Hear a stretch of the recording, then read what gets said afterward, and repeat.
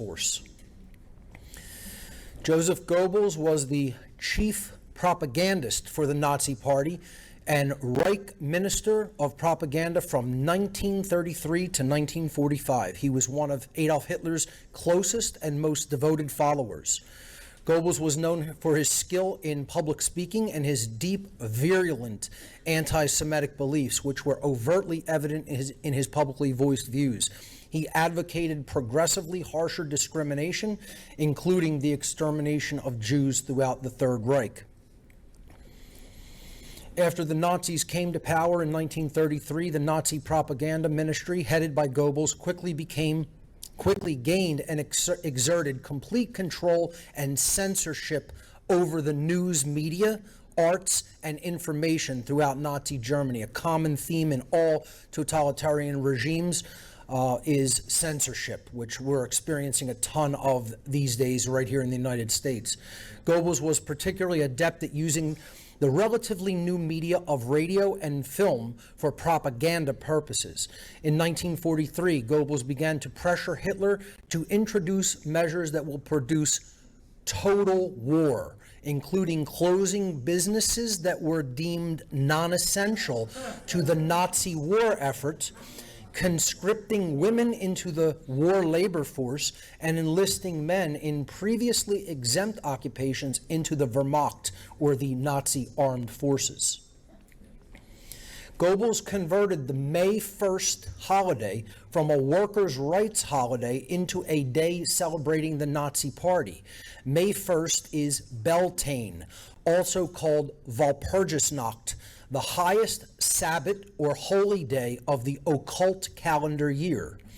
He also organized and spoke at many book-burning ceremonies where huge crowds of Nazis gathered to burn books which were viewed as being subversive or representing ideologies that were opposed to Nazism.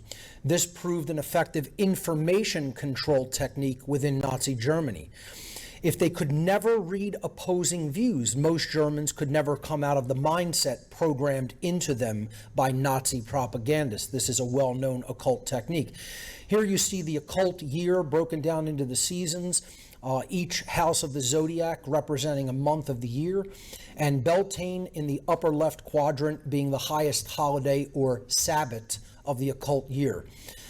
This is the day that most ritual sacrifices take place during the occult year, and it is the period from the spring equinox called Ostara, again the magazine of Lance Labenfels called Ostara the spring equinox, to the midpoint of spring at Beltane is known in the occult year as the season of sacrifice, which I've talked a lot about in my work.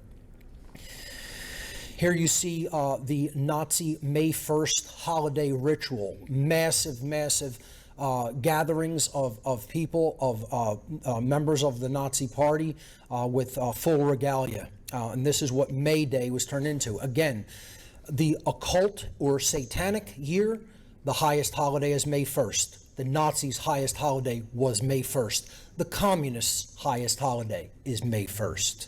They all share the same holiday, high holiday of the year. These are some May 1st holiday posters representing, Hitler as the savior of Germany, etc. And there you see Nazis gathering books to be burned that were subversive to their ideology. And there's an actual Nazi book burning ceremony taking place.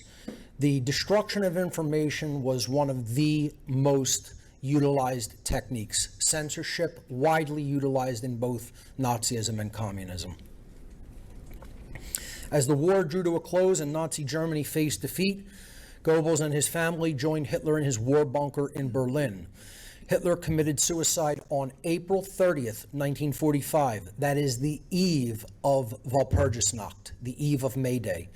In accordance with Hitler's will, Goebbels succeeded him as chancellor and served only one day in this post. The following day, May 1st, 1945, Walpurgisnacht, Goebbels and his wife committed suicide after killing their 6 children with a cyanide compound. Once again, over and over, you see the same theme with the occultists and totalitarians.